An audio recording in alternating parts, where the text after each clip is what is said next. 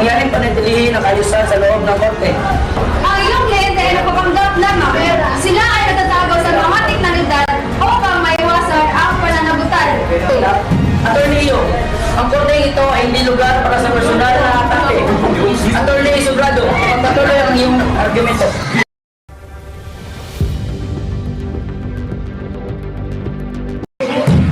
Ang biktima ay naubusan na ng ebidensya, kaya dito na nagtatapos ang hukuman na ito. Ang suspect ay nagpapakitang not guilty.